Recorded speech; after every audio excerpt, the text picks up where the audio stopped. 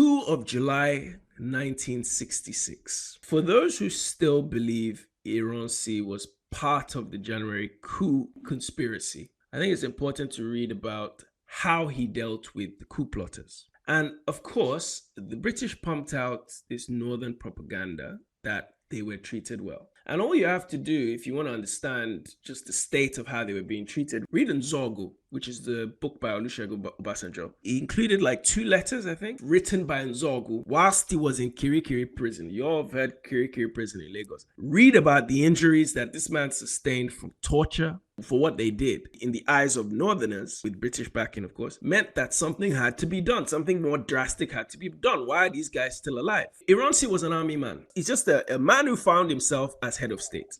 He wasn't ready to lead a nation, and he tried desperately for diplomacy. Ironsi, I believe, had been warned several times, just like Bello, just like Balewa. Look, these people will come and get you.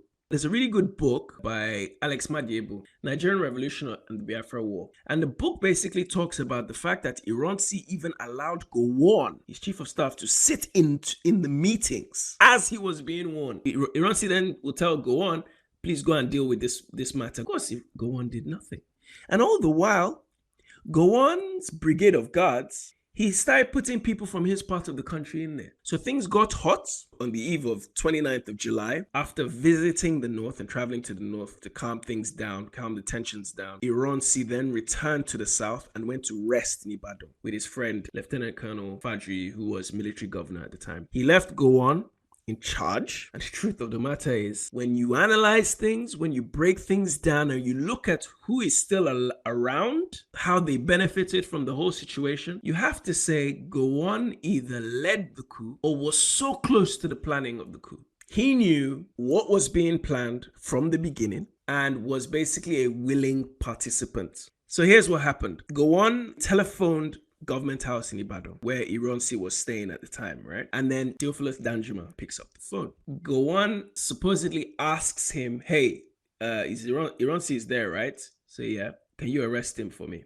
Basically, he's saying, I'm a superior officer. I'm asking somebody who's subordinate to me, my junior, to do a job. I could have done this job myself. I'm with him 24/7, but can you go and do it for me? Basically, the people that were protecting Ironsi became the people who attacked him and arrested him.